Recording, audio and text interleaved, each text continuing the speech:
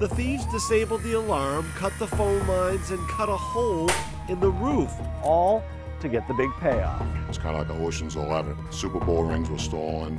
Now he was able to go in there undetected and wipe the place out clean. Super Bowl rings, that's not something that is stolen every day. How did you go about planning something like this? I'm a professional thief. I'm a master thief. And no matter what I do, I'm a money-making motherfucker.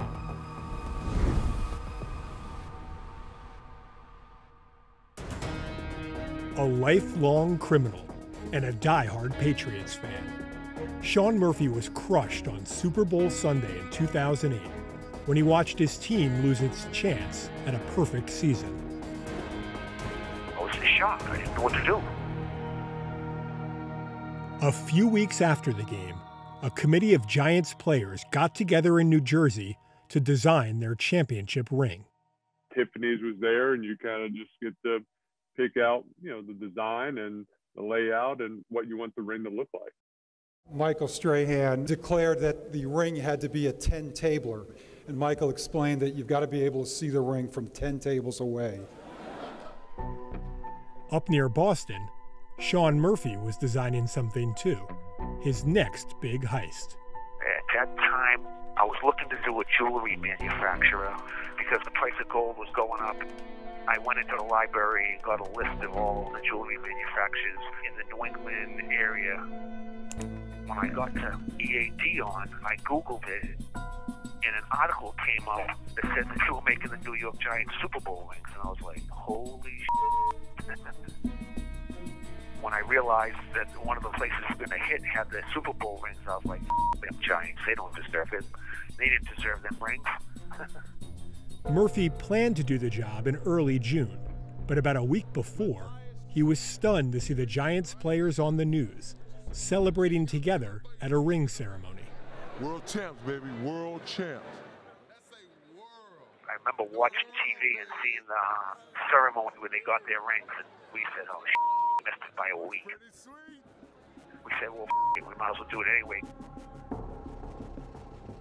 As sunset approached on Saturday, June 7, 2008, the three-man crew set out for EAD in a white box truck. We usually wear black coveralls with black ninja masks. On your chest of the flight suits, there's two pockets. In one of them, we put a two-way radio with an earplug that goes up through underneath the mask into our left ear. And in the right pocket, we have a police scanner, which has another earplug that goes up through and goes into the right ear. There's a line directly from the alarm company to the business that monitors at all times. So we would get up on the roof, and then we would cut the phone lines, and I'll usually cut a hole in the roof and drop it to the roof.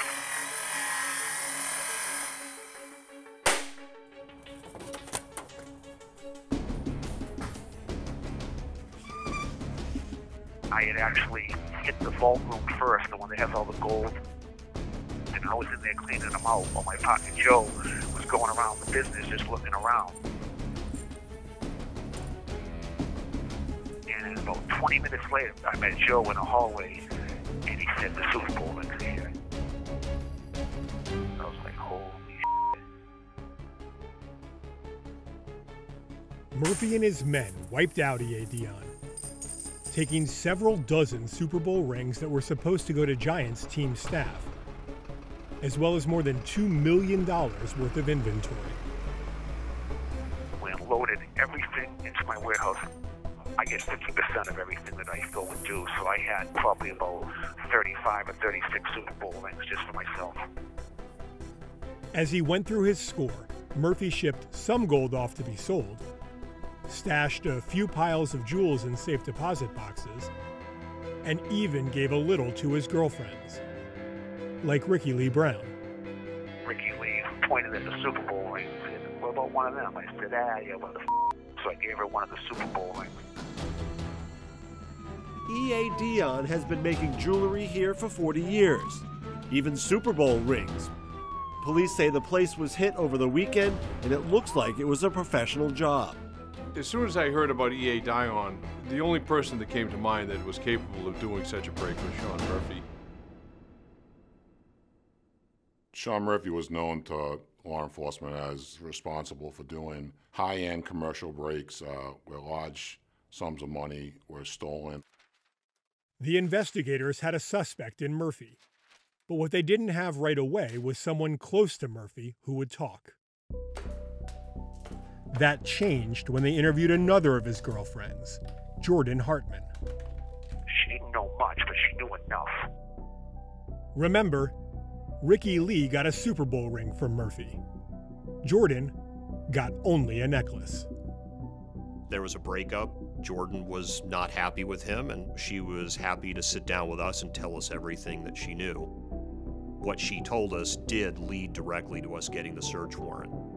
She looked at me and she said, "Is Sean going to know that I've testified against him?" I said, "Well, yeah." And her response was, "Good. I want him to know that it's me who did him." And I said, "Well, okay, if that's the case, then we're good, They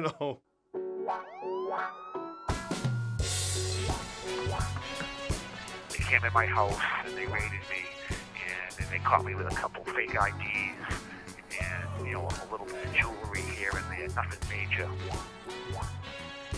Even with Murphy in custody, the police still didn't have the Super Bowl rings. It wasn't until they traced a key they found in Murphy's house to a safe deposit box at a nearby bank that the investigators, 7 months after the break-in, finally had their moment. That initial shake of the box, you could hear something metallic scraping in the box, so I think we all knew what we had at that point. The only thing missing was the background music. The light came down. It was like they were glowing. It was just fantastic to see those rings.